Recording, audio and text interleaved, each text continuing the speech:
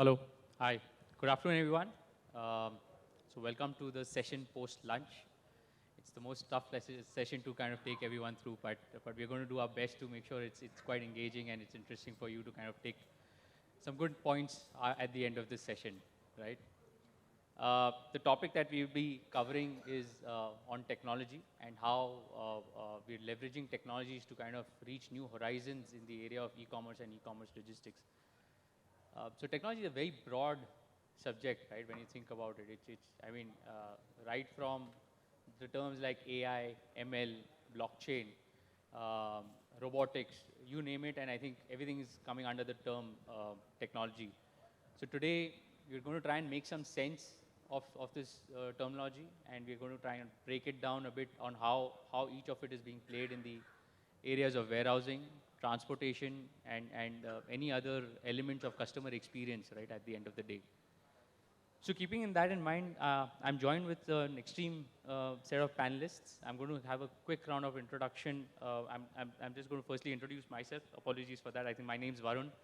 I'm from KPMG. I'm a director and part of the transport logistics consulting practice out there.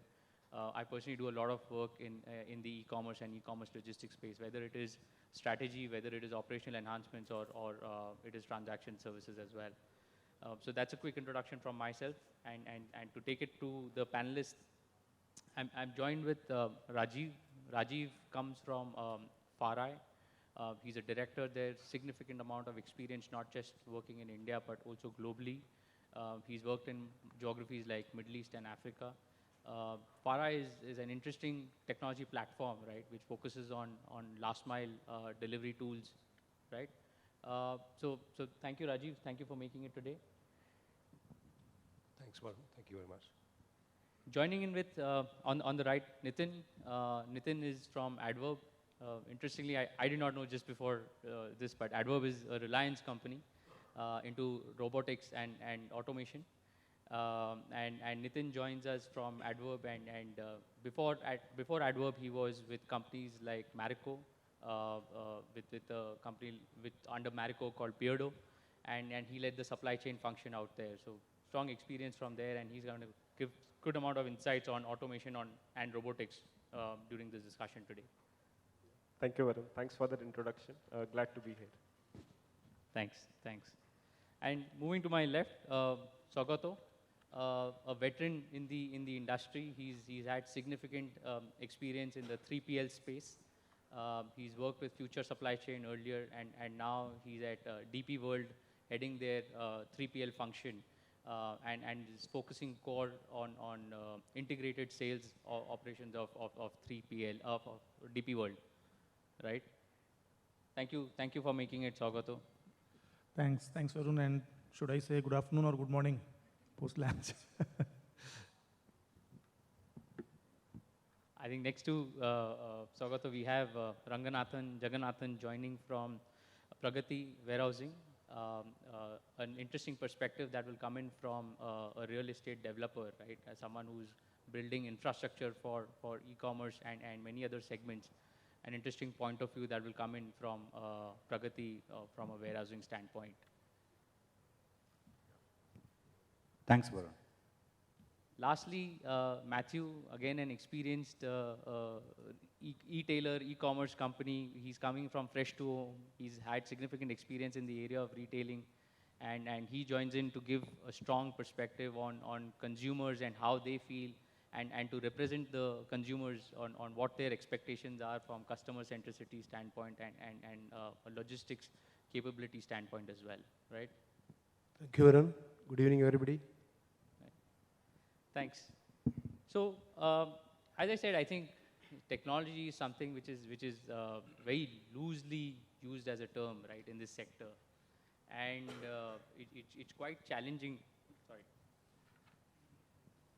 So it's quite challenging on how people are kind of using this term on various elements and without any limited structure and guidance on which category does what part of it fit, whether it is AI, ML, blockchain.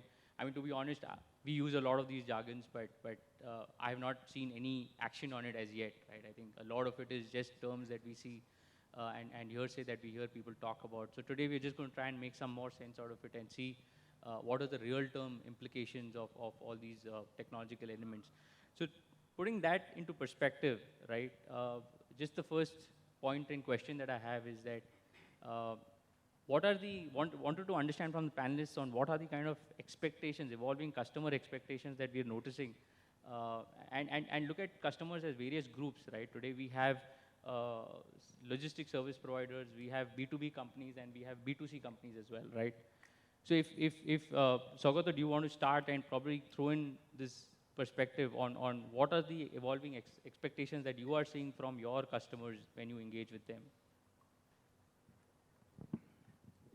Thanks, Varun, and a very relevant question because we come across so many terms, and in technology you will see the rate of change, the pace of change is so fast. Something that you've heard of 2 years back might have become obsolete by now, right? And maybe most of us would not have even implemented the technology that we had 2 years back, right? Now, from a point of view of understanding, right? So let's say in the customer domain, you know, what type of technology are we talking about when we're talking about customer-facing technologies? For example, I've had a lot of experience in retail and retail supply chain, right? Now, if you look at, let's say, artificial intelligence, AI, right? Now, what does the AI do? So of course, it brings in some intelligence, right? We know, and that's based on the data. So big data and artificial intelligence work together to give you a lot of insights, right? For example, in my previous organization, we did some experiment at a food store, right? So therefore, when people came in, you know, there were systems and there were sensors and there were data capturing environment where you know which customer is buying what, right? And then you integrate that with their buying pattern so that once they've become your customers and they have come to your store for 3-4 times, the data is being analyzed by a system and they're able to tell you what is the buyer preference, you know, when this buyer, so next time the buyer comes into the store, right, by virtue of a mobile or which is tagged to the store system, the system knows that this buyer, you know, every week would buy, let's say, 1 kg of sugar and XYZ like that. So the moment you come into the store on your mobile or whatever device you have, you get the list which the system thinks you will be buying this week.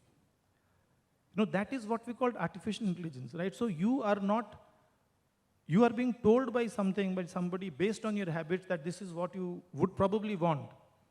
And then you will get the shelf where it is. The system will give you a walk plan saying that first you take this, first you do that, go there, etc., etc. So everything is actually based on the data of what this person has been buying over the past few visits. And this has become huge. So in China, I think there's a full mall, right, where you have all these things, right? And there, even sitting at your home, right, if you are at home, if you're at the store, the system is integrated in such a way that the system knows my customers, you know, what they buy, when they buy, what offers come. The first offers would go to their customers, whether you're at home or at store. If you come to the store, they will tell you where to go and buy, what to do, etc., etc. Now, therefore, now you know artificial intelligence is something like that, right? It works on data and then predicts or tries to predict or tries to tell what this consumer will do. It helps the stores also, it helps the consumers also if he's missing something on his list. In fact, there are experiments in the West where the entire shopping list is there. You need not do anything. Every week the system will order and you will get the delivery at home. Assuming that your inventory is getting depleted. So food at home obviously happens like that, right? Now if you go to something like, let's say augmented reality or virtual reality, what is that? You walk into the store, you want to try out a shoe, you want to try out a dress, you go in front of a screen, you just tap in or you scan that item, and then you see your image in the screen wearing what you are, wearing that shirt or that jacket or that shoe, and it will give you a 3D image. And then you know, okay, this looks good on me or not. Then that whole thing of waiting, going to the changing room, trying 5 shirts, 5 dresses, that will all go, right? So that they're trying to, that's AR, VR, augmented reality, virtual reality, right? Then you have this entire thing of Google Assistant, Alexa, etc. Now that is now on your phone, so if you look at today's generations, our children, they don't type in anything. They'll just take up the phone, Alexa, I want this, I want that, and immediately everything comes in. Tomorrow when you are going out somewhere where the Alexa is there and everything is there, you might actually, the phone might start talking to you saying that this is what you want, this is where you have to get it, this is where you go, right? So these are the applications of the technologies that we are seeing all around us, right? Now then we come to blockchain, Varun mentioned. Now how does blockchain help us? Now I'll tell you how it helps us. Today you go to a branded shop to buy, you have in the back of your mind that, okay, this is a branded shop. I don't need to worry about the quality. They must be doing good things. Tomorrow a new brand comes out. You really don't know. Maybe they are good, they are bad, you don't know. Now when you go through a blockchain, the blockchain will give you visibility of where these guys are sourcing the raw materials, from where it has come, who is manufacturing, who is selling, what are the steps that they have taken. So at any point of the chain, you have complete visibility of what is happening throughout the chain. That in short is what blockchain is. But how does it help us? It helps us to understand, okay, these guys are sourcing from the right. Of course, if you have an idea of that fashion, where are they sourcing it from, what are they doing, where is it coming from, right? So it gives a lot of benefit to the customer because he has that visibility. Today, a new brand comes in, you really don't know good or bad, right? So for example, I was talking to a friend, we wanted to do some interiors. So he said, go to the net, bahut mil jayenge aapko. No, I don't know anybody of them. How do I, so I will go to Google and see if there's a customer feedback or not, something or not. No, with blockchain, you will actually have what they have done, where they have done, what is the type of designs they have come up with. So you will have a lot of information which is genuine when blockchain comes in. Now, in the blockchain, that entire chain has to be through that whole system. The block has to be there, right? So that your end-to-end visibility is there, right? Then, what else? You come to, in B2B, B2C, let's say from a supply chain perspective, at the back end. How do you get visibility of where the goods are? So you have something called IoT that one of my panelists in FARI has done quite extensively. So we'll explain to you. Now, those are the things in supply chain which give a lot of visibility. In B2B, where is my consignment? The first thing that comes up is where is my consignment? You have a call center, will call them up, they will call somebody up, right? You have to get some delivery at home, you don't know where it is. Somebody has to call and then find out, somebody will say, oh, truck has broken down, etc., etc. But with the systems, you can log in your consignment number, your order number, you will see exactly where it is. Is it at the store? Has it gone out? Is it at the truck? How far is it? Right? If you are having that SMS facility, then as soon as it comes into the geofencing, you get an SMS saying that your goods are going to be delivered, right? So these are all technologies that are available, are being used in real time, and of course the potential of this is very, very high. Now we are talking about having drones in warehouses to do stock take. Instead of spending 15 days of stock take, you fly 5 drones. They will go to various levels, check the inventory, update. I really don't know whether anybody is using that or not. But that is being touted as the next thing in warehousing. And so I think it is endless, right? I think the applications that we have in terms of a consumer or a B2B company or a B2C company and a 3PL, all of these, and good part of technologies become all pervasive and all pervasive and all inclusive, right? So everything is linked to everything. And it's changing very, very fast. So therefore, applications is important for us to understand. Otherwise, this will remain a jargon in all our heads, right? So I hope that helps, Varun. Yeah, no, I think quite interesting. See, I think you're right when you say a lot of technology is available. Over a period of time, we've noticed the cost of companies to afford these technologies also come down significantly, right? I think a decade ago or a few years before a decade as well, it was unimaginable for any of these startups to think of having such strong technology. But I think given the strong IT background of the country and a lot of focus in this sector itself, we've seen the affordability element come down significantly. And we'll talk about that a bit later. But I think coming to you, Matthew, I think if you can throw in some 2 cents on how you're seeing this play out in the B2C end, right? I mean, from a real customer standpoint, what are you seeing when you talk about technology? Before that, I can explain one more thing myself, who I am.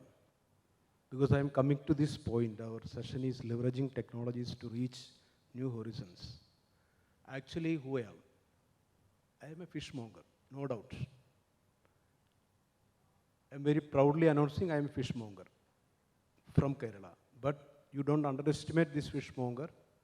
Next 2 years, my brand ambassador is Ranveer Singh. When I started a c2home.com in 2012 in Kerala, now you can know about the Fresh to Home. That is 2015. I am joined with Shan Kadavil and the team, co-founding team. We renamed the C2Home to Fresh to Home. This I am telling because the technology is ruling the world. Why one fishmonger in this stage? Because I am adding technology in our traditional fish business. So if you can add technology in your business, even this fish business I can add it, you can add it in your dreams, no doubt for that. So that's a technology will rule not only the business, in life also. So the question is, what is the expectation of B2C and B2B customers? Every month, Fresh to Home is conducting a survey with our registered customers. The last month, our question was, what is you are expecting from Fresh to Home next? 50%, more than 50% people, customers asking, we need traceability. Traceability is a very big thing for, especially for the fresh products. If one customer is buying 1 kilo fresh fish or vegetables, we have another platform also, you know, the FTH Daily. That is also Fresh to Homes. The FTH Daily is dealing vegetables, fruits, milk and all things.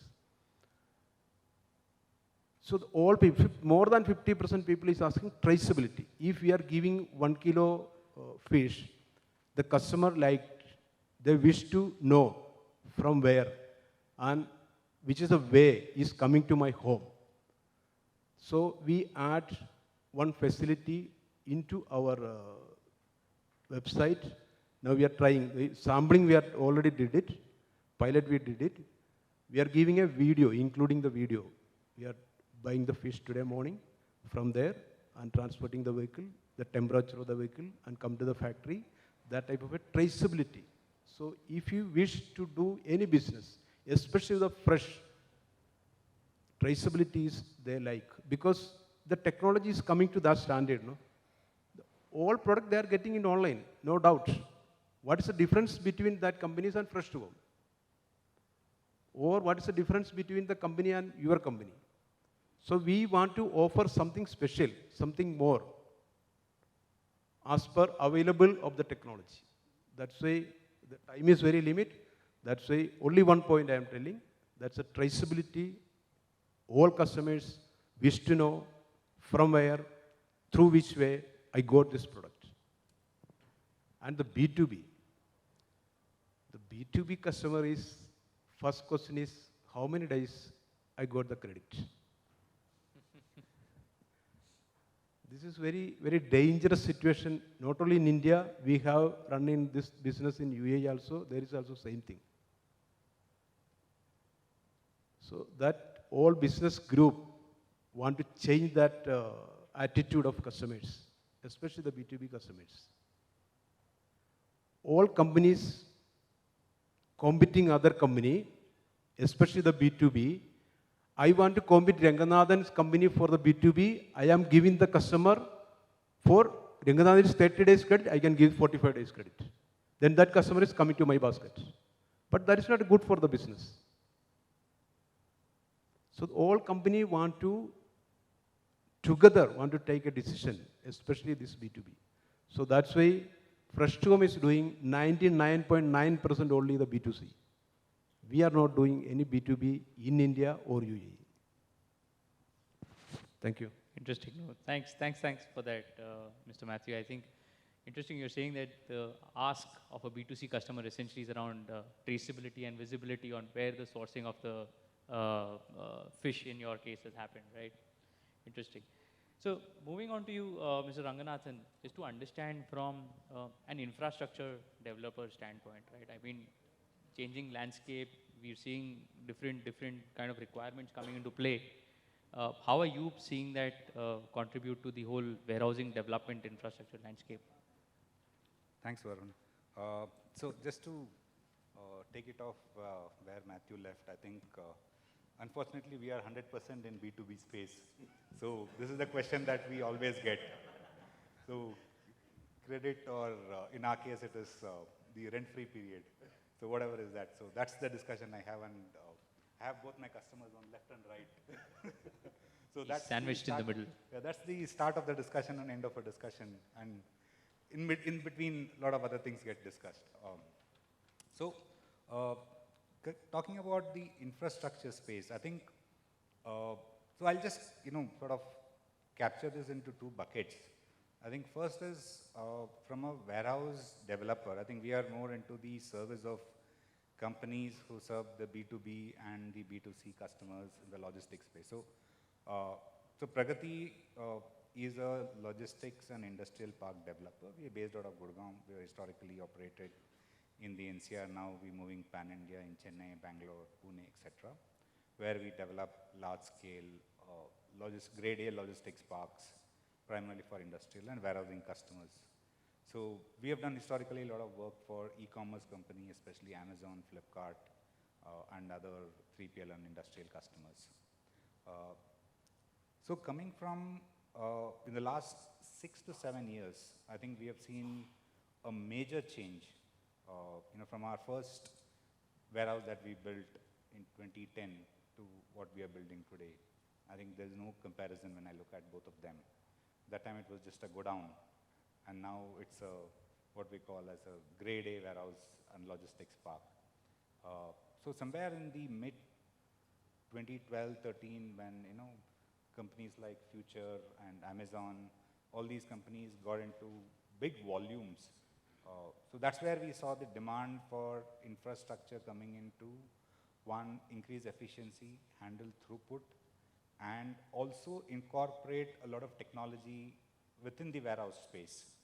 Whether it's the conveyor system or the RFID scanning or many other technologies that can be used, which will help the companies to increase throughput and bring down the average cost of running the operations.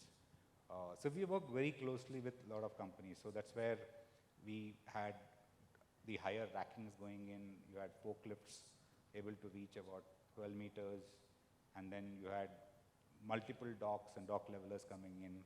So a lot of these, I would say, features were built in over a period of time that enabled companies to incorporate a lot of technology, bring in efficiency into their supply chain activity.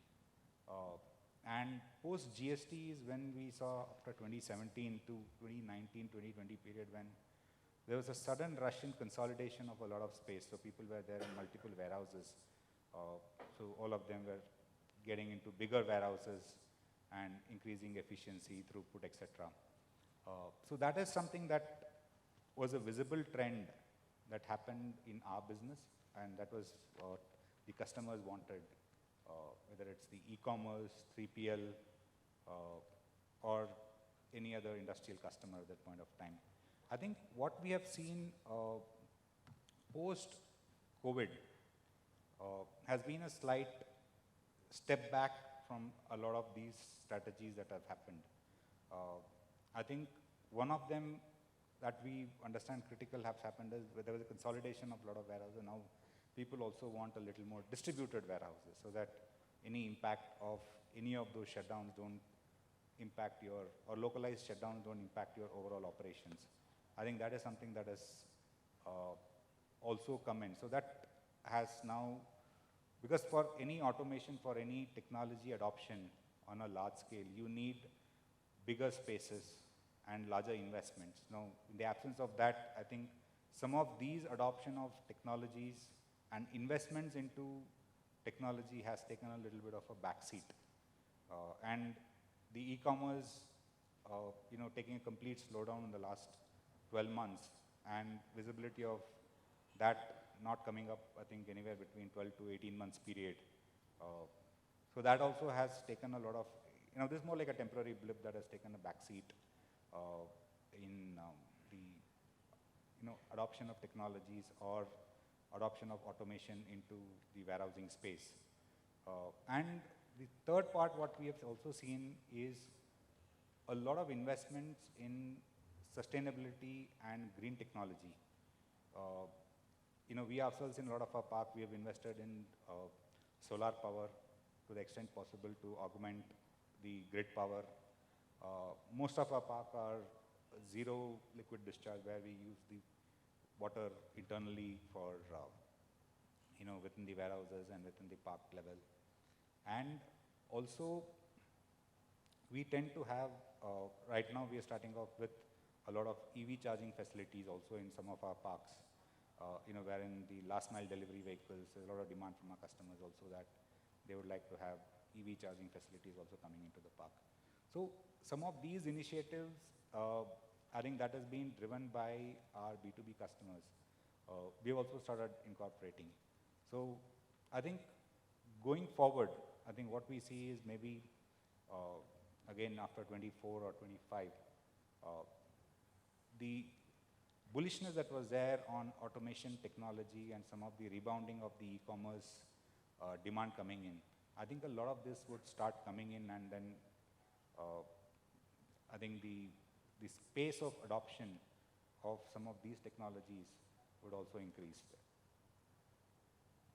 Right, right. No, thanks. I think Ranganathan, good point mentioned that I think it's good to know that customers are no longer just looking for standard infrastructure, but also looking for green infrastructure, right? Something that can support all the green energy sources that are possible. One thing I've learned in my limited career, right, is that you can never guess the growth of an e-commerce sector. I think there was a point in time where we projected 30-35% growth in this sector, and there was a sudden slowdown, and the sector only grew about 20-25%. The next year we came out with a report, we said the sector is going to grow at 20-25%, and that next 2-3 years it went to a boom of about 30-odd%. So I think one thing I've learned is this sector is quite unpredictable, and it's largely linked to customer behavior and the emerging trends around that, right? But as a customer, I'd also say that I think one thing that I would seek is more like instant gratification, how things are delivered to me quickly in addition to visibility, right? I mean, how tax can be crashed down further. If something's coming to me in like a day, how can it come in a half a day or probably an hour, 2 hours? So from that perspective, Nitin, I think if you want to throw some light, and is there a play around robotics? Is there a play around automation which is kind of contributing to kind of reduce these stats? Feel free to add here. Yeah. So I think the customer has remained more or less the same, just that the expectation of the customer as the technology increases further, right? So people still want products at the cheapest rate possible. So India is notoriously a very value-driven economy in which, we like to spend as little as possible and get as much as possible, right? So that is one area which the customer is always looking at. The TAT and the speed with which the order comes, especially in an e-commerce scenario, is a very, very big factor. So for example, if I have 2 websites and I'm able to get the same product from one in 1 day as compared to the other one in 2 days, I will always order it from the first one. Sometimes even if it's more expensive, I'll order from the first one, right? So speed is another very critical part which a customer looks at, which technology plays a very important part. And then lastly, we spoke about, it can be said in different ways, but it's visibility, it's traceability. But at the end of the day, it's a control which a customer wants on the order or on the supply chain in which it's coming. So at Addverb, what we do is that we provide different types of automation solutions, right? And what we see is that customers are looking for ways to optimize all these three. So in terms of costing, for example, every customer who comes to us wants to understand that from the same box, how can I store more products per cubic, not just cubic feet, not just square feet of material, but cubic feet of the warehouse, right? So what is the maximum number of cubic utilization I can do inside a warehouse? so that I can get my storage costs down. Then the second part is that they also want us to increase the throughput as much as possible, so that the number of manpower which I'm able to use in a warehouse goes, considerably down, so that overall these costs can be passed on to the customer. So these are two very critical areas in which technology helps a lot. In terms of speed, so what we've understood is that there are two different aspects to speed. One, and the most critical one, is the location of the warehouse. Now, if, for example, your customer is based out of Bangalore, no matter how fast you send it, if it goes from Bombay to warehouse, or let's say Delhi to warehouse, it will take 1 or 2 days, right? Because at the end of the day, the truck driver or let's say the air carrier who's driving will go at their own speed. So one very important part of technology is that data science and data crunching and understanding your customer, so that you're able to locate as close to the customer as possible, and then optimizing the hell out of the warehouse that you create, so that you're able to churn out the product as soon as possible. So for example, one thing which we do is that whenever there is an online or an e-commerce engagement, we are asked that, how can we ensure that any order which comes to the warehouse gets dispatched in 4 hours?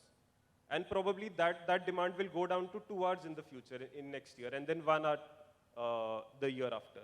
And all of this is, quite frankly, extremely difficult to do out of a completely manual warehouse. So imagine that you have a warehouse of a size of, let's say, 1 lakh square feet, 2 lakh square feet, in which the material is highly distributed.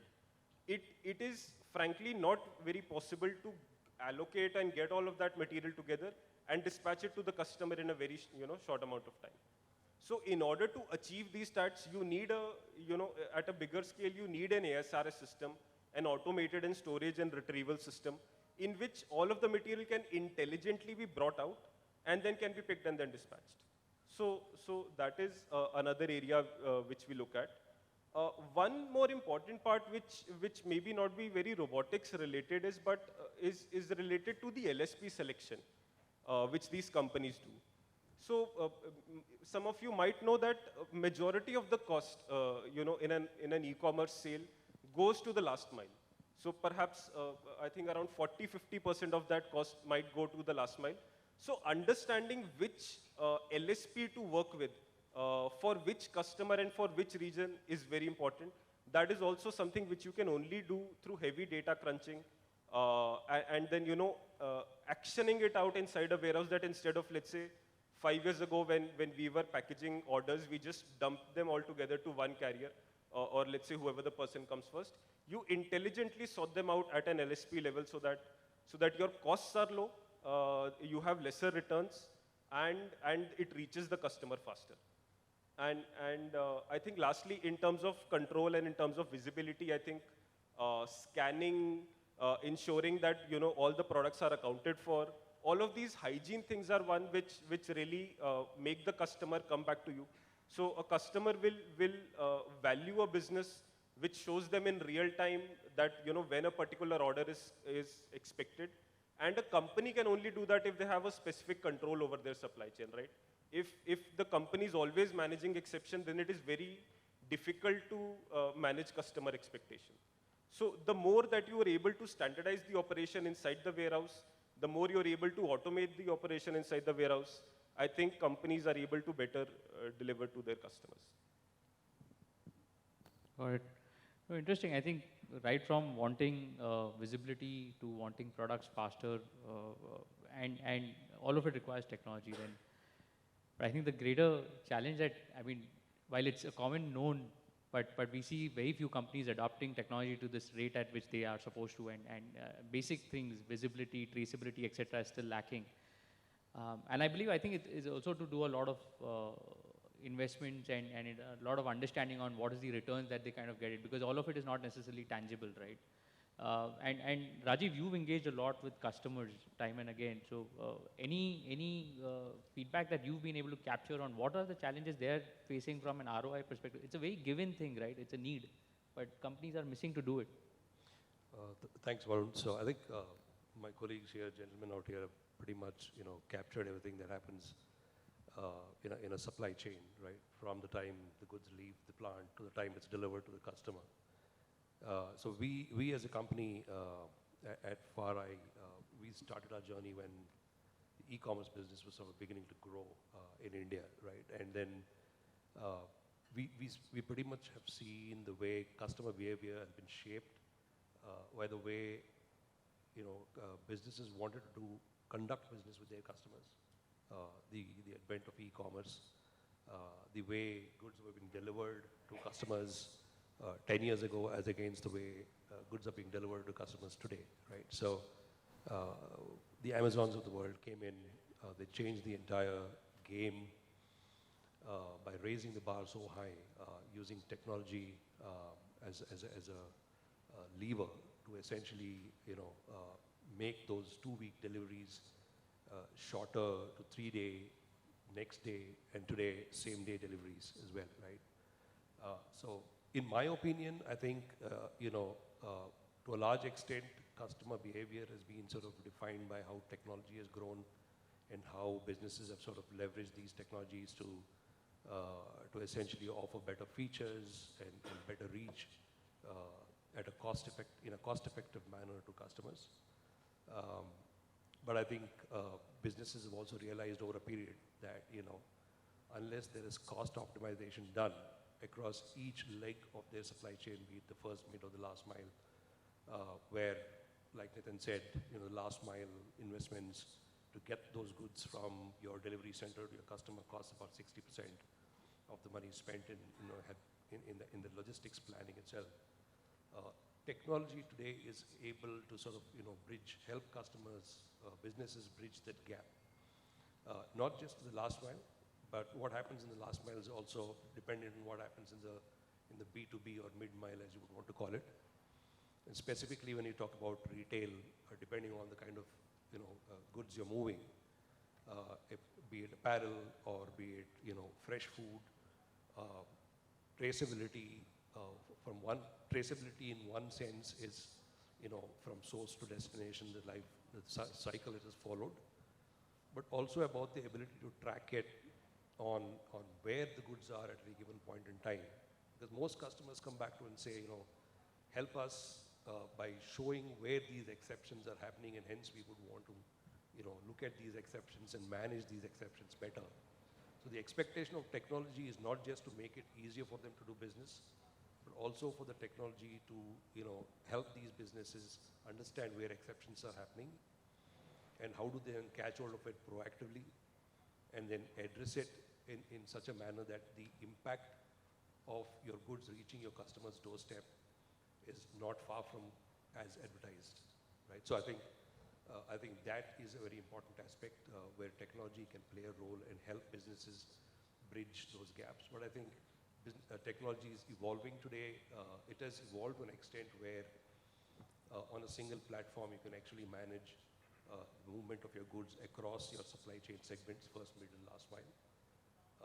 There are various means by using which you can trace the movement of your goods at a SKU level today, by mapping it to movement using IoT devices. What I mean by that is, when I say IoT devices, you're not talking about location alone, where you can even monitor the condition.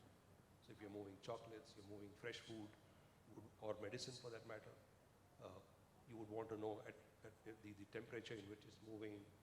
Is it moving at the prescribed temperature, for example, to keep the quality of the goods in the condition which is supposed to be delivered when you're reaching the customer's doorstep. Right? So I think technology is enabling businesses in different verticals, and we are seeing that happening not just in food or apparel or other typical kind of goods that we buy, but today pharmaceuticals. The medicine that you buy is also reaching your doorstep using an e-commerce platform from where you can buy medicine and have that delivered to your doorstep, right? So in order for that to happen, like I was mentioning earlier, initially it all started off with the ability of technology to provide many services.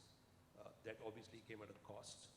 But today, I think the larger focus for businesses is how do I retain my customers, given that the growth might not be as as big a growth as it was envisaged to be earlier, given market conditions. It is about how to retain customers. It's about how to communicate effectively with customers, pre-delivery, post-delivery, right? Getting feedback from customers, ensuring that your cost of acquisition is kept low, your lifetime value of the customer is extended to as long as possible, so that you're getting positive outcomes from bottom line perspective for every small unit that you're selling. So unit economics tied to your customer acquisition cost and your customer lifetime value, I think all of that matters when you're looking at ROI. Obviously, what's important, I think, from an ROI perspective would be, first of all, why do you want to invest in whatever technology you're investing in? Making sure that, you're looking at the right kind of technology to address the pains or the gaps or the services enhancements that you would want to provide your customers with.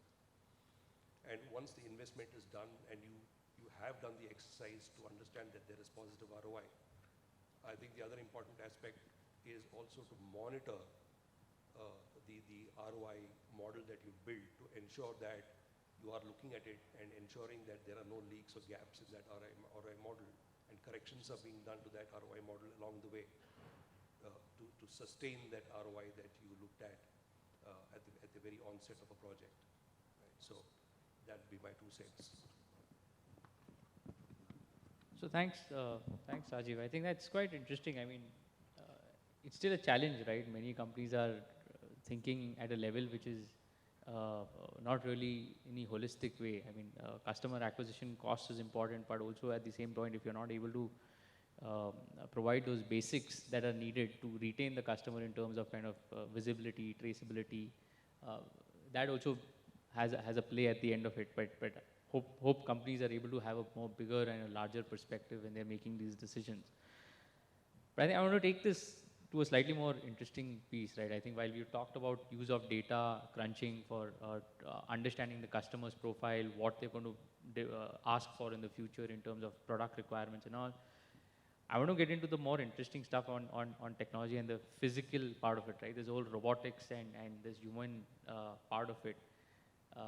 We've seen it a lot in the sci-fi movies. There's like drone deliveries, things flying in the air and shipments getting delivered from one place to the other.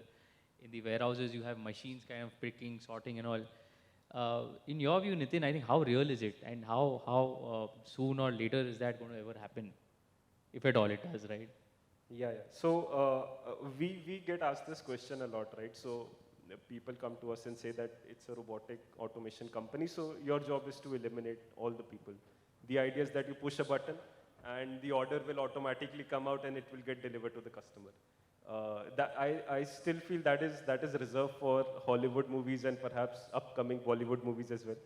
But in real life, and on a serious note, the idea, or at least the way we look at it, is that it is a graph. So on one part, if I have, let's say, completely non-automated warehouse, right? If we are running a show with just the people who are present here, that these are the warehouse operators, we have to get the orders out. So then perhaps my cost of running the warehouse would somewhere around here. And then the second part is that if I want to 100% automate it, right? If I'm able to, assuming that there is no feasibility challenge, the cost might not go down. The cost might actually be at the same level or might go up as well. So what we see is that there is a U-shaped curve in which when we start automating, the cost comes down to a certain point, and after a point of time, it is very, very easy to over-design the system that the cost takes off again. And that golden spot in which a person and a machine can work together to give the lowest cost possible, the highest throughput possible, is the area that we always target at our end. And just to give you an example of why this would be, right? Now, there are certain things which a robot is very good at. So for example, any repetitive task, any task which is very manual in nature, that a heavy lifting has to be done, a robot is absolutely the best thing to automate it with. But whereas if there is a very careful selection of the work which has to be done.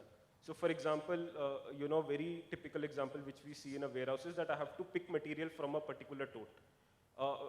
It is while Amazons of the world are still, are touting about their vision system, but it is still not as effective as a human person can do.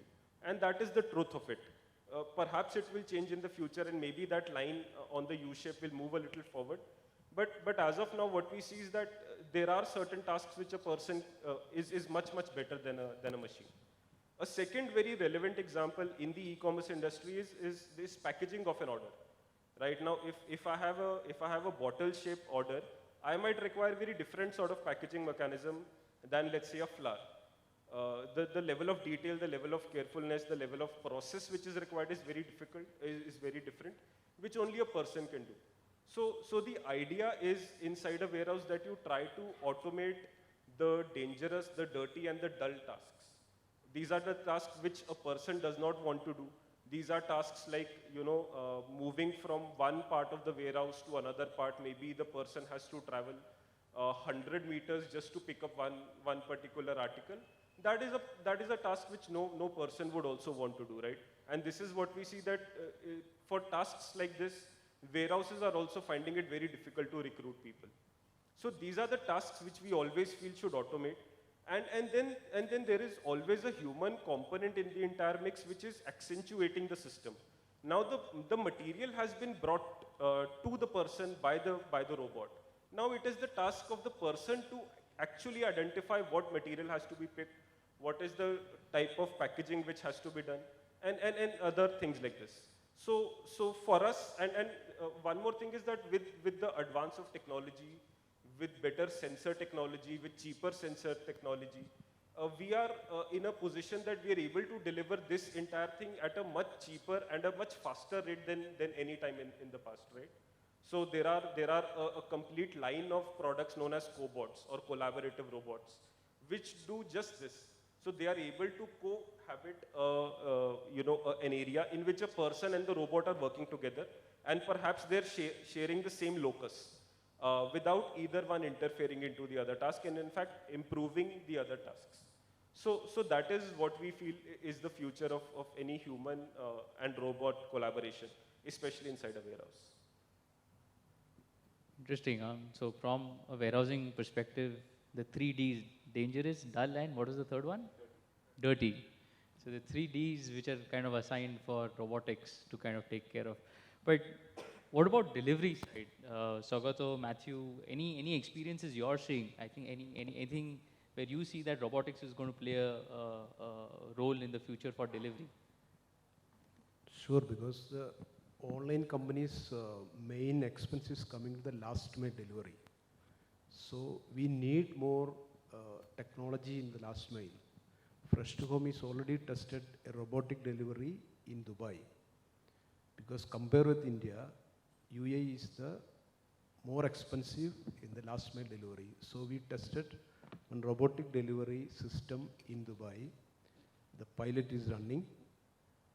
And but only the thing is, India we are not tested because for that robotic need the advanced software in the lift also. Because that machine is identifying which floor. So that type of technology inbuilt in the lift, only that lift this is working. So we want to take some more time in India. Some new lifts is like that, but Dubai is around 80% lift is with that technologies. So anyway, in India or in any countries, want sustainability of the online companies, or we want to run in a profitable, the last mile cost is very high. So we want to reduce. For that reduction, in our front, only one thing, that is technology. I think nowadays we can get the technology only by robot. But after 1 year or 2 years, we can get more other option also. But now we have no other things. So that is the first time we did it in Dubai.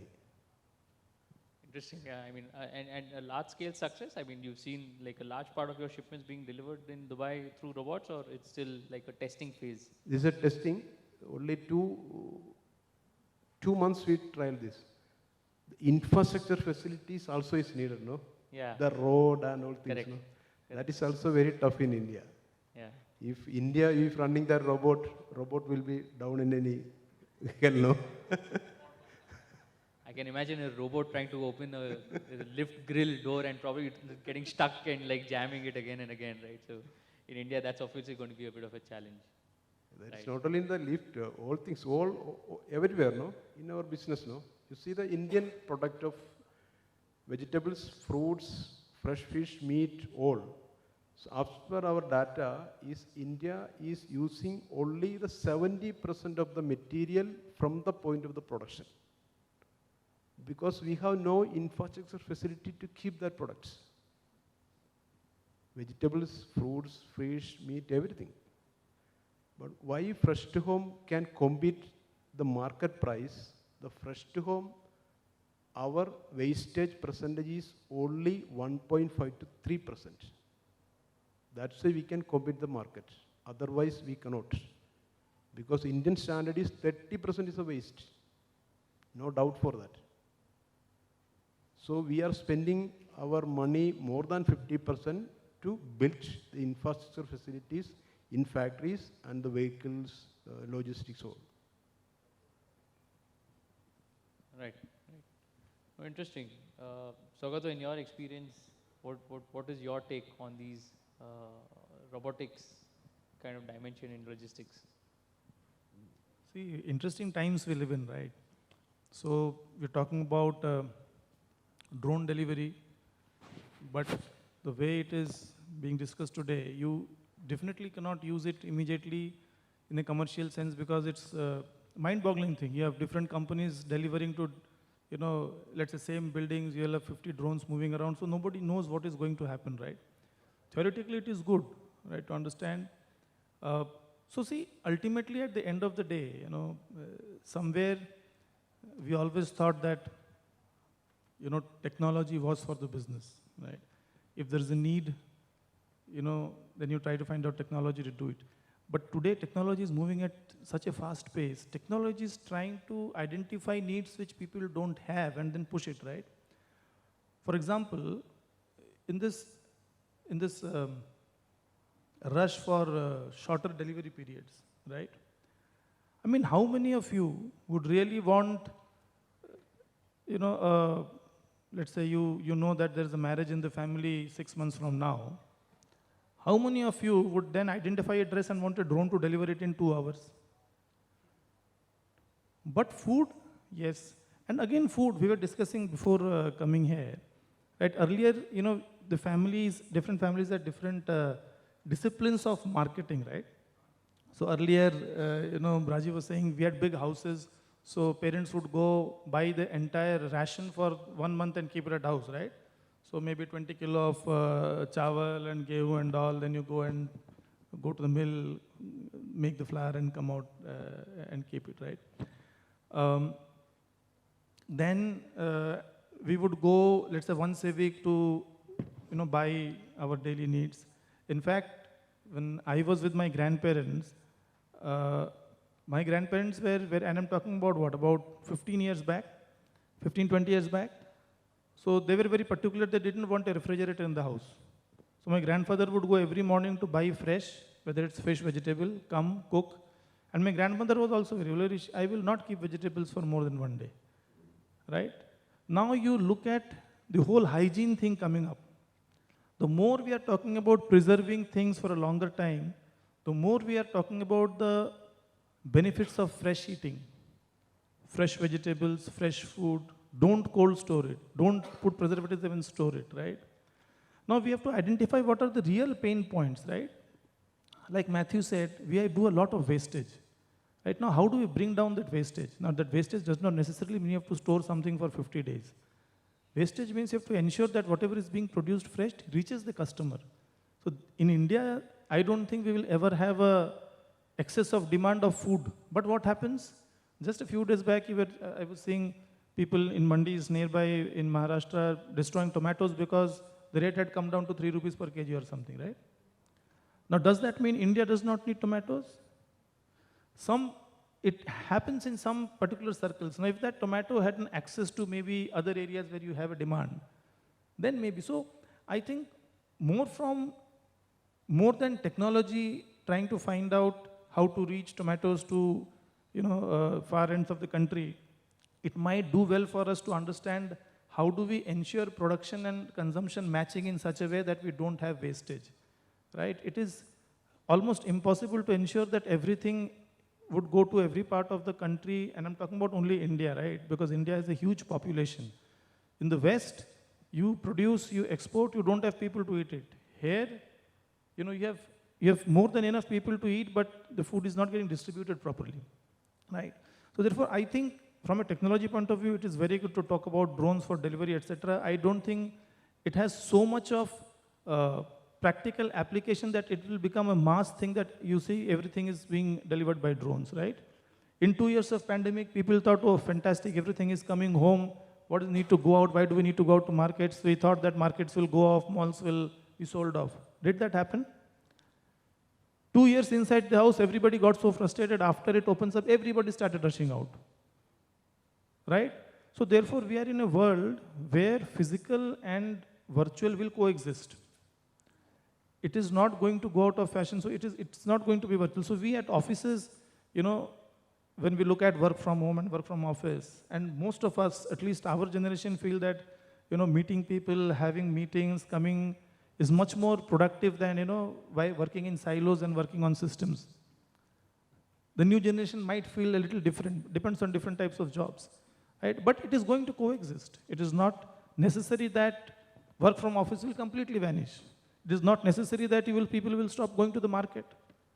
It's not necessary that everything you will want in 1 second. So tell me, from 72 hours to 48 to 24 to 8 to 6 to 2, I mean, tomorrow you will say, I will dream of something and it will happen. Where does it end? Right? 100 meters running, first target was 11 seconds. It has come down to 9.7. It is there for last 5 years. Will somebody able to run 100 meters in 4 seconds? Is there a need for it? First of all, we don't know. You can test human endurance and try out. 9.7 can become 9.65, maybe 9 one day. But this whole, I remember initially when Amazon and all came out, the whole experience of having something on your hand and saying, acha, it is coming 2 hours, that was the whole expectation, right? So you order and then you start watching. Oh, it's gone out from this warehouse. Oh, it's come to Bombay. So that was after 6-7 months, I think at least a lot of people have spoken to that novelty worn out of where it is, right? Now you don't need to have B2B, of course. We have huge stores from warehouses, trucks go out, trucks vanish, we don't know where it will. So B2B is a huge thing. B2C, something yes, but would you want to be glued to your mobile for 24 hours finding out where it is? Probably not.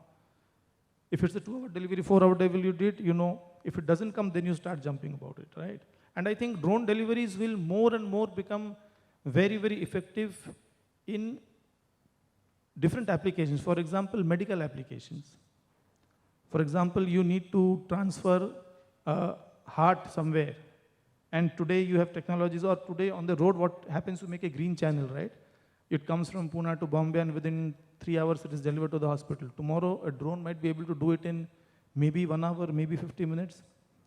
Reaching medical emergencies to far-flung areas in terms of disaster, those are areas where drones and all will. So it is not only about consumerism, right? It is not only about us. It is not only about me wanting to buy a shoe and I want it immediately. That's becoming too hedonistic, right? The applications will be there. The applications will be there for humanity.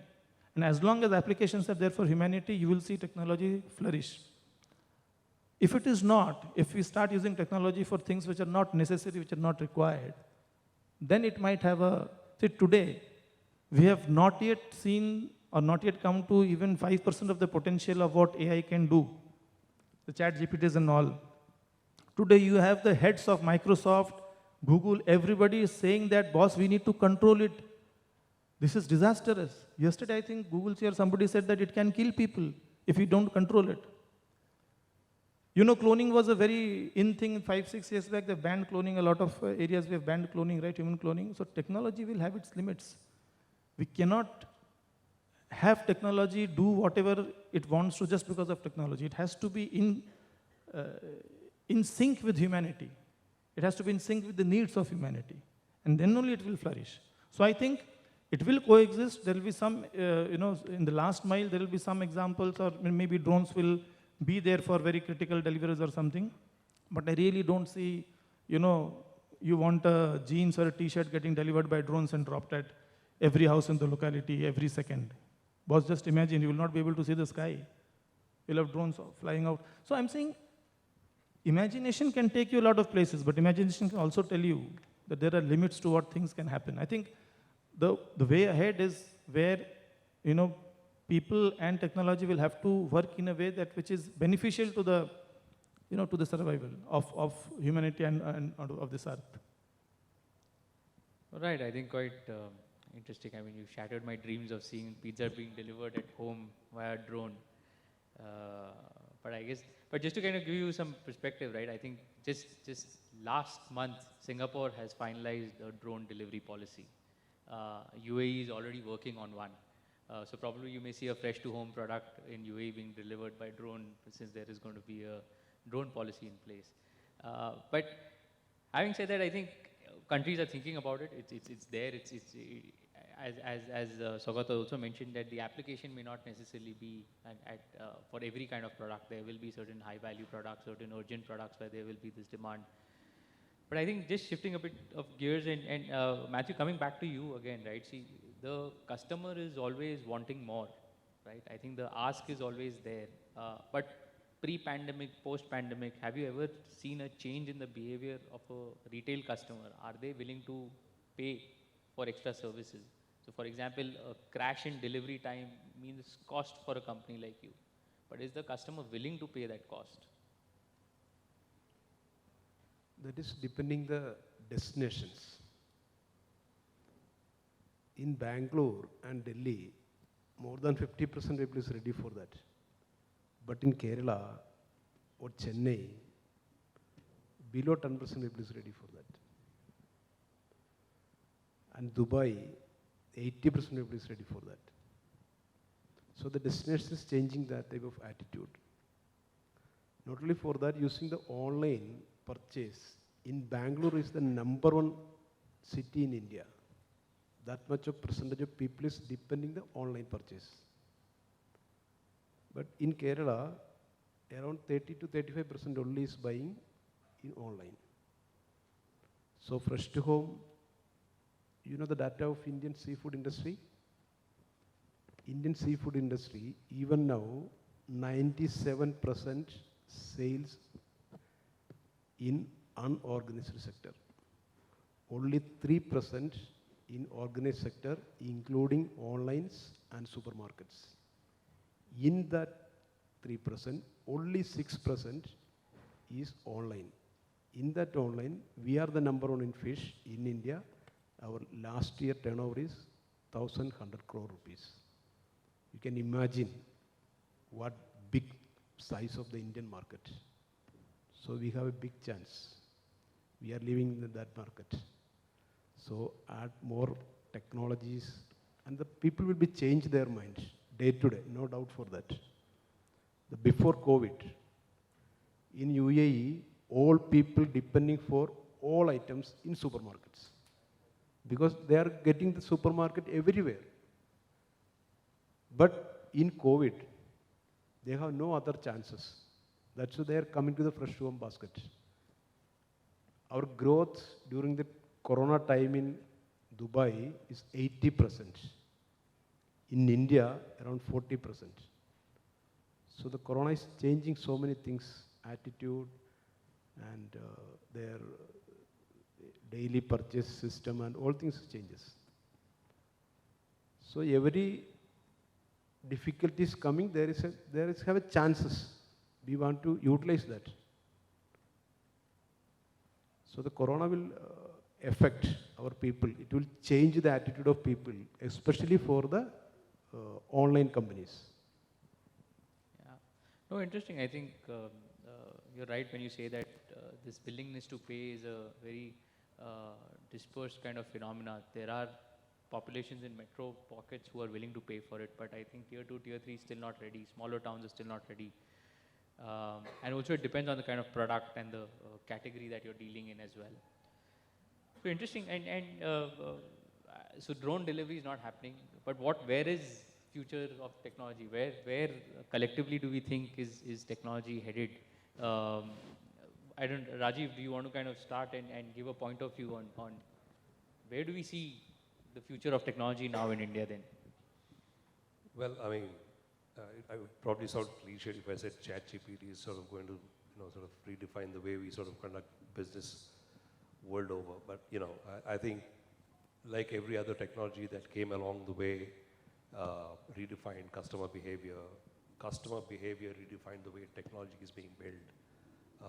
And like Sugata was saying, I think, eventually we'll all figure out a way of, technology and human beings sort of, coexisting in a very complementary world, right? So I think that's where we are headed, but from as a technology company working with customers in different verticals, we work with 3PLs, we work with retailers, we work with large manufacturing companies like Tata's and Hindustan Zincs, helping them manage the movement of their goods across their supply chain segments, right? And helping them meet their customers' demand and their customers' expectations.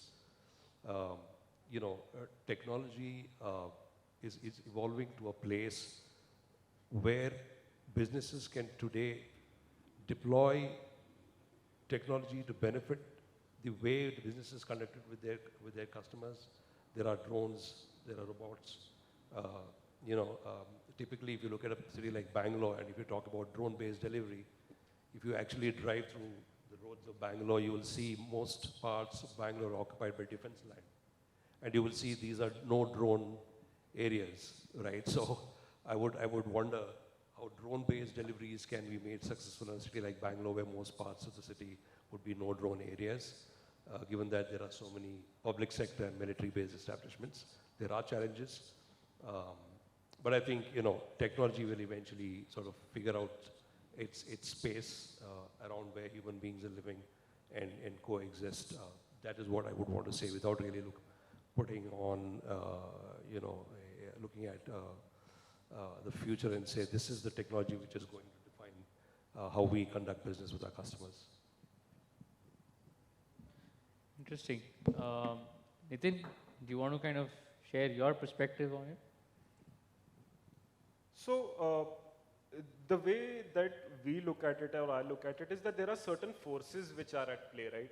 So specifically, if we want to talk about India, there are some immutable truths. We are right now the world's biggest populated country. We are at around, I think, 140, 150 odd crore people. In global scenario, our let's say, per capita GDP is much lesser as compared to other bigger economies. Much less as compared to China. But then there is a shift which is happening across the world as well, right? So there are policies like China +1 which are coming, in which all of the bigger companies want to establish as a risk mitigation point of view, establish their base in India. That is point number one. And with US China trade war and other connotations, they also see India as a very big market. So there is, without any doubt, a golden period of Indian economy which is going to come. So that is point number one. Point number two is that whenever there is this much inflow and when there is so much pressure in the economy to perform, one of the best way to do it is through technology, right?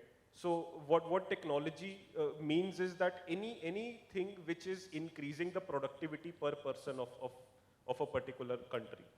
So in that sense, and just to give you some perspective, so there are these things known as industrial robots, right? So any electronics manufacturing facility or any auto manufacturing facility would have an industrial robot which is like an articulated arm which will do certain tasks. So on a global basis, on an average, a country has, I think, around 126 robots for some 10,000 workers. That is the global average. And I think this is some 2009-2020 data. For China, that number is around 250 robots. So China is double the global average. For India, that number is 3. So we are at least 100 times or 80 times worse as compared to China in that sense. So that is basically the gap which we have to bridge. Now that gap might be through IT services, might be through ChatGPT that we are able to, like we've been an IT economy for so long. We might want to play that, we might want to increase it in services. But a big part of it will also come through manufacturing, which somewhere or the other will have to be accentuated through robotics and all of these other technologies. Like right now, it is if where we are right now might be where China was 50, 60 years ago, that the cost, per person wages, daily wages are extremely low.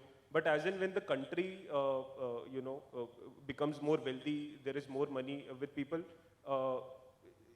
we would end up where China is right now, and we would have to accentuate our limited workers that we have. And that is only possible, through technology. For services, it might be through software. And for hardware and manufacturing, it will be through robotics. So these are the two areas where we see that, the future lies. I think interesting, right? But I guess one point is that where China was 50 years ago, you still did not have things like the mobile phone, which is a distraction for the worker, right? So probably robotics will have to come in sooner than what we anticipate actually to improve our efficiencies. Sogato, I think any 2 cents, and probably maybe you can touch base on government's role as well, right? I think in this entire technological advancement, where do you see the government coming in? It's ultimately, you look at across the globe, right? The more technology is coming up, the more there is a demand for government to start regulating. So today, the biggest IT companies in the world, their CEOs are talking directly to the government, to start enforcing laws to ensure that, this doesn't go out of hand. And this has happened earlier also in the times of, human cloning, making embryos, without human intervention. Now, these are things which are, like, for a mobile in a child's hand, it's good also, it's very bad also, right? So there are good things and there are bad things. So technology is a double-edged sword. So you need regulations to ensure that technology is going the right way. What is the right way? It needs to be defined. Everybody would want to use technology. For example, India is creating records of laying out the fastest road infrastructure. So number of kilometers of road delivered per hour, India has now entered Guinness Book of World Records, right? Now that's a fantastic example of technology being used to improve productivity. Those are areas where we need to focus on. We get very excited with drone deliveries. Now, frankly, if you ask me, certain, as I was saying, applications fine. But we need not get excited about, tomorrow a drone will come and drop me a jeans or a mobile, right? And the expectation of the society has to be in a way that technology will help in areas where it really helps. Now, to give an example of warehousing, right? How does drones help? If we are able to use drones very, very productively for stock taking. Now, stock taking is an area where it takes a lot of time. Businesses can't keep warehouses shut for a longer time. We have to close down sections of the warehouses and do stock take. So if we have drones, so let's say we have boxes or we have cartons and we have drones going up and down and reading what stocks inventory is there. If we are able to find out, a real-time integration, backward integration with the data, and finding out stock discrepancies very, very fast, that's a fantastic area of working, right? Within the warehouse, there's a lot of technology that is being used today, put to light, pick to light, conveyors. But everything has to be where there is a need, right? For example, when I went to the United States 12 years back, 12, 13, and we went to a huge warehouse near Denver, and they had miles and miles of conveyors. But we entered the warehouse at 10:30, and they were shutting it down, saying that, the work of the day has happened. Then I asked, what is this? They said, see, when this warehouse was designed, because the cost of manpower is so high, we have designed miles and miles of conveyor. But it has been designed 7 years back. Till date, we have not even reached 30-35% of capacity. Work comes, within 2 hours, they're able to finish and go off. But it still did not make ROI sense because of the cost of manpower, right? So they have made something which they're using only 20%, whereas there are other corners of the world where you can use that technology, but we are not able to do it because of the cost, right? Now, therefore, globally, I think what is happening today is, so as Nitin was saying, manufacturing is an area where when India picks up in manufacturing, we'll see robotics increase. Because manufacturing is an area where you need repetitive jobs in huge quantities, and therefore, robots are very, very helpful there. In warehouses and service industries, there are areas where you need, robotics or drones which will help. But do I see those robots running around into the warehouses in India anytime soon? Probably not. Because in India, you have warehouses which are catering to 1 geography, 2 geographies, 3 geographies, and you have multiple warehouses. In the US, warehouses which are doing this, they are probably supplying half of US. In Europe, you have warehouses which are servicing the entire Europe, right? If you have that kind of a need, of course, definitely, the technology is there, will evolve, will happen. So I think more and more, the other thing that I forgot to mention when I was talking is, you are now, with sustainability coming in, you are hearing of circular supply chains. Now, what is the circular supply chain?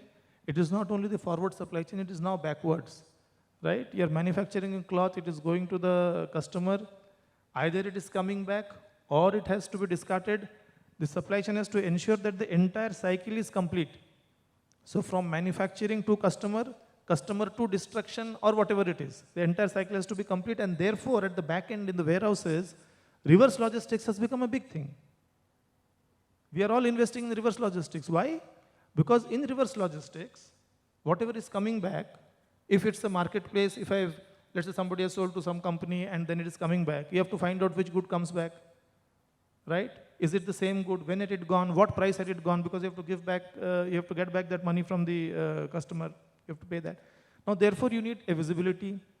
Therefore, we are talking about technologies where there will be a video camera which will capture when the goods went out, which will be able to capture how many pieces were sent into the box when the initially box was packed and dispatched. Then when it comes back, what was the box looking like? Was it all intact? What is the barcode of the box? When the box was opened, were all those 30 pieces there?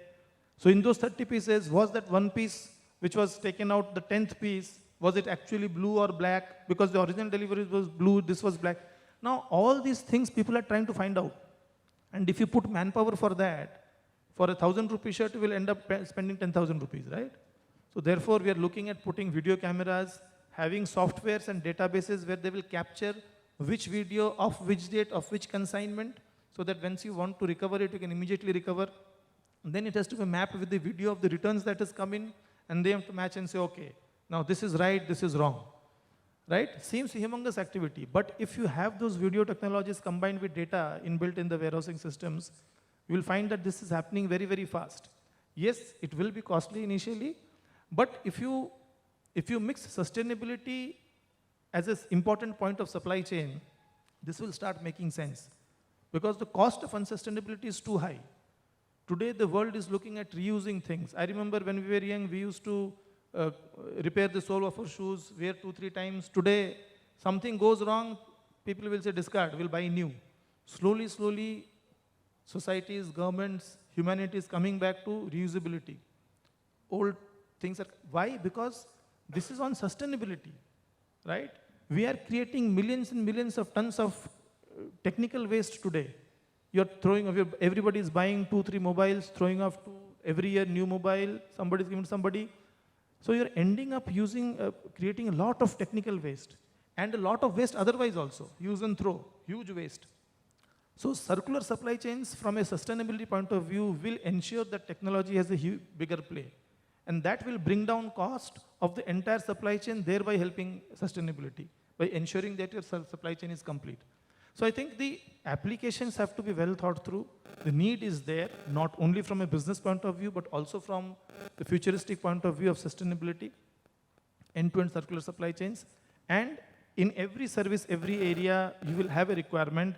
We have to find out which requirement is important for human needs and apply the technology accordingly, right? And then you will see a wholesome development in the future. Technology is there, will be there. The frightening thing is the rate of pace of technology, the way things are developing, right? And that is where I see governmental controls coming in it. It came in when cloning was there. It came in when embryo cloning was starting. It will now come in, it has already come in when chat GPTs and Sundar Pichai made a statement, boss, the type of answers that chat GPT gave, we were not expecting. It is frightening, the level of intelligence that chat GPT has today. So therefore, you will have regulations, government regulations to come in, and I see governments becoming very, very actively involved in all these things. A lot of technical people you will see in government panels today. India is already showing the way where technology will have to be controlled, and governments have to ensure that technology is for the benefit of humanity and not otherwise. I think that is where you will see the future interface of technology, private companies, and government going ahead. Right. No, I think interesting. I mean, in my limited view, right, I think the government's role is not just going to be on limiting elements, but also is going to act as an enabler in certain areas. Like, could look at it in India, right? I think one great example was this ONDC platform, the whole UPI platform. Further to that, under the National Logistics Policy, the government is talking about creating a ULIP platform, which is basically more around visibility for various transport providers on getting them in a sense on where the load is, where they can reposition their trucks, etc. So I think government's going to play a very dynamic role in my view. I think it's going to be more around regulation as well as being an enabler in the whole process. I'm just being a bit conscious of time. Ranganathan, Matthew, any last remarks from your end on the future of logistics? Good to hear on that as well. So I think, see, from our perspective, I think we follow where our clients follow. So in terms of the need and trying to service whatever requirement they have more from an infrastructure as well as a technology thing. But I think one area where I think universally we are also moving towards is on the sustainability front. I think Swagato did talk about a lot about the circular economy, reverse supply chain, etc. But I think as businesses, especially us being in the construction side, I think we do use a lot of resources, whether it's power, water, or other natural resources. I think what started maybe 8-10 years back as a sort of a buzzword is now integral part of our planning process. Whether during the construction phase, whether reducing accidents and or ensuring that we use as much of sustainable material as possible and reduce our usage of cement or other carbon fuels into the whole construction process, and also into our planning and operations, where we ensure that at least on the water and power side, we are utilizing as minimum as possible in terms of the fresh input that comes in. I think we have sort of, all our warehouses, we have got solar, in spite of, say, some of the places where we do operate, there's a limit on the net metering system. But in spite of that, we have gone ahead and done solar as a part of our commitment to reduce the grid load that comes into it. But I think that's a discussion that is separately happening with the government to give us, incentivize further, standalone businesses by, having more net metering system. And in terms of water, in terms of, the power backup, unfortunately in India still, power backup in any business is a must, because business continuity always trumps, the cost of losing power. So there we are trying to, at least in NCR region, we are trying to migrate from a DG to a CNG, sets for power backup. And also, I think one area where we have heard, at least my discussion with some of the customers has been on the automation side, has been that I think the inflection point would come is when your manpower cost goes up. I think in India, many 3PL players, I think, who operate the warehouses, I think would rather add more manpower because of the lower cost than put capex into the automation side. So hence, when we talk about a lot of our features in terms of warehouses and what they can do for different technologies, I think one of the common features are, one of the common feedback we get from many of the smaller sized operators is that is something that is not a critical concern of them, because manpower is still cheap and they can always use more and more manpower to get their work done. So I think that has been the limited feedback that I can, I've got from industry, that till the time your manpower is the cheap and available. Of course, we have no dearth of population in India with 140, 150 crores. So still the basic minimum wages and other things goes up, and then is the incentive for people to invest in technology and have better ROI. Yeah. Interesting. Matthew?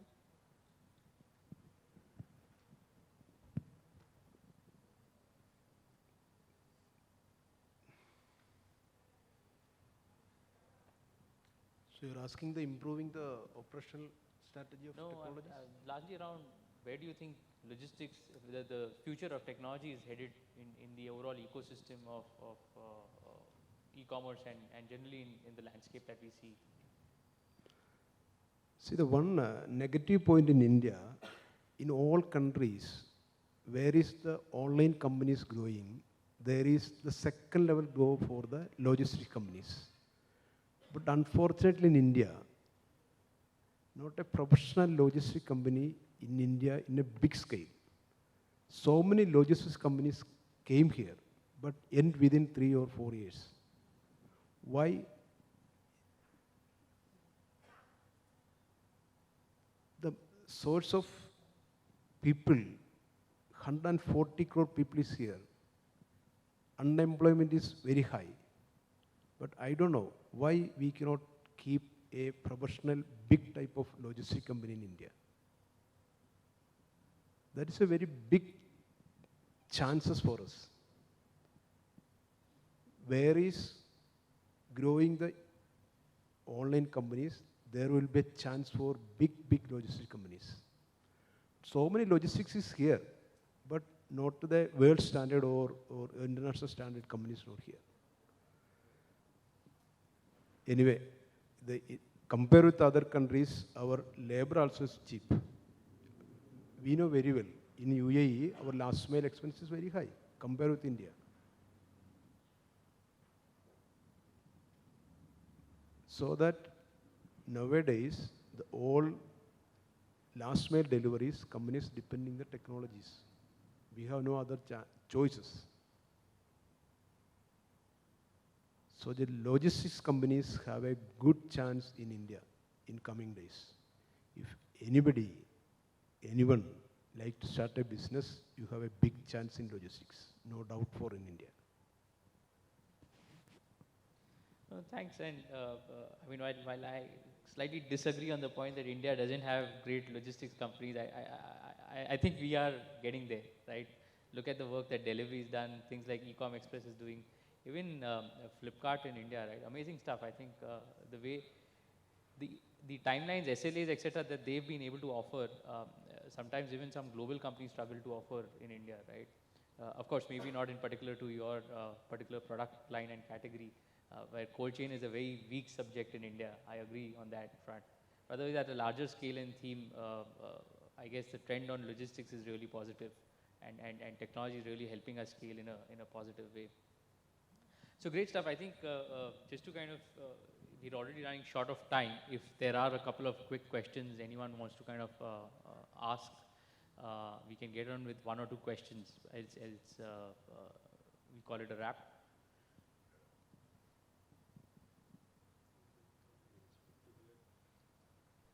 Yeah, okay.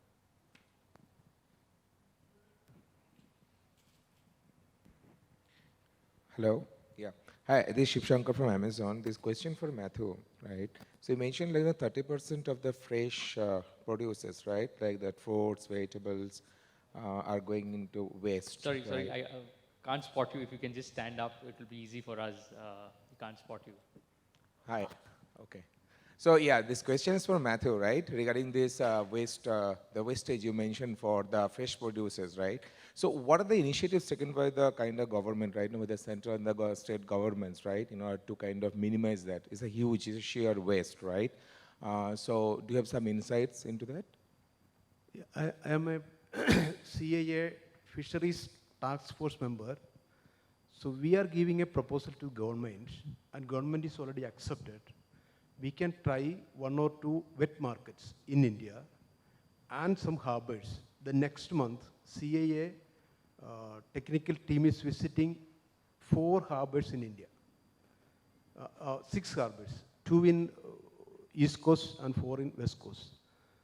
So we are introducing cold chain facilities in the wet markets. So that will keep, we can reduce the wastage from the 30% to minimum 15%.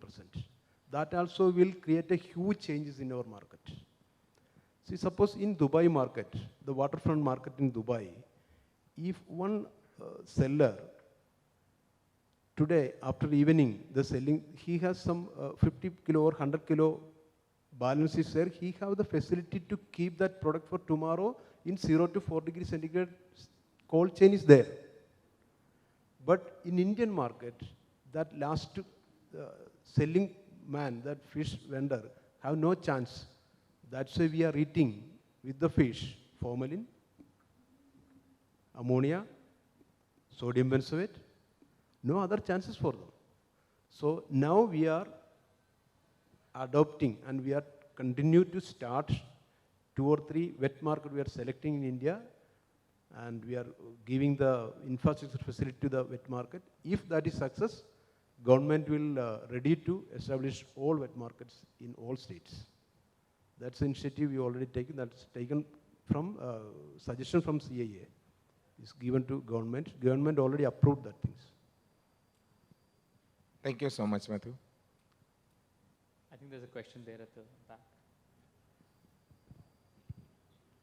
Hi, Sridhar from Big Basket. My question is to Shogata. You're talking about warehouse and spoke about that classic example of tomatoes getting wasted at backend. Do you see emergence of micro factories within warehousing ecosystem as a solution to this problem? You're talking about in fresh? Yeah, fresh.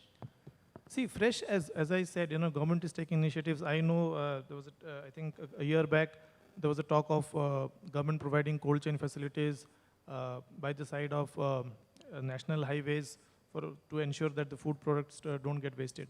Now, micro factories where you can cut something and then store, repackage it, store, is something that has been discussed. If you go to the markets today, you will find fresh vegetables cut into pieces and being given, right? That is being done by some players also, where you're packaging fresh vegetables, cutting them into small packages and giving it so the households can use it. They don't need to cut it and wash it and do it, so everything is done. Do I see it coming up big time? The need is there, let me put it in that way. I have not heard or seen of anything which is being done on a massive scale to make micro processing factories at the warehouses. But most of the multimodal logistics parks that are coming up, they have facilities where you are able to do this micro processing and repack and store it there, right? They have cold storages, they have places where you have machinery to cut the vegetables and keep it, and most of the MMLs which is coming up. So therefore now, how much will it help if we only restrict it to MMLs is something to be seen. But in each geography, if we have 2 or 3 big MMLs, right, maybe you will see more of this coming up. But yes, there is a need, and there are pockets of work being done through it. I think it's just a matter of time before it becomes big. One last question there. Hi, good evening all. So this is Umesh Kaushik from Cult Fit. So couple of questions. So first is where we are in terms of using a term CIBIL score in banking, same like in e-commerce system, to protect the ecosystem from fraudulent activity or the negative people. And same platform can be used by small and big players, small like very small sellers and big like Amazon, to judge the risk score of the customer, and accordingly they can offer the service to them. So your question is largely around usage of CIBIL score to kind of profile Yeah, it's customers types on of their credibility. customer or the seller profiling. Got it, got it. And second question is just related to the faster deliveries. In India, what is the need of super fast deliveries like Blinkit and Swiggy, where we are far behind in terms of other like medical initiatives? So can we do something from the technology point of view to change the perspective of online customers? If we are not needed a shoes within 2 hours or within 4 hours, then why we are in the race of explaining or exploring the super fast deliveries? So these two questions, if you would like to help. I will take up the second question because that is what exactly I was talking about. But we are in the field of supply chain business and not psychology, right? So I really can't tell people not to buy shoes through a Swiggy or something, right? So as I said, societies will develop that need. I don't think, see, as long as in a country of 140 crores, even if 1 crore wants shoes in 5 minutes, Swiggies will be there, right? So ultimately, what the populace wants is what will happen, right? The government would come in only when there is something which is negative happening. The first question I think maybe Varun can take or somebody can take where the platforms government is making. But I agree on the second point. Now, whether it makes a business sense. So see, in a capitalist economy, it has to make business sense, right? Till the time it makes business sense, it will happen. So what I'm saying is business sense today, a lot of these last mile companies are running in losses. Why are they there? How are they operating? Because they're burning investors' money. Why are investors burning money? Because they make 10 investments, 2 of them become so successful, they are least bothered about the money of the other 8 investments. This laissez-faire will stop somewhere, someday or the other, right? Burning of somebody else's money will go off. People who are realizing that are coming out of that last mile delivery. So last mile delivery slowly will become, productive bolo, profitable bolo, when everything settles down. When the money stops coming in, then people will stop giving delivery. When companies start asking you, I will give you shoe in 1 hour, you pay me 100 rupees more, you will say, take a walk. Then they will say, thank you, I will also not do last mile delivery. So this will be self-balancing, right? But if blood is needed for somebody, that is a bigger question, right? Does that cost matter there? Yeah. Somebody will pay, okay, I will pay my entire life saving to get 1 bottle of blood. There you might have regulations and there the need is coming, right? But this cannot be regulated. We can't tell the customers don't buy shoes on online, right?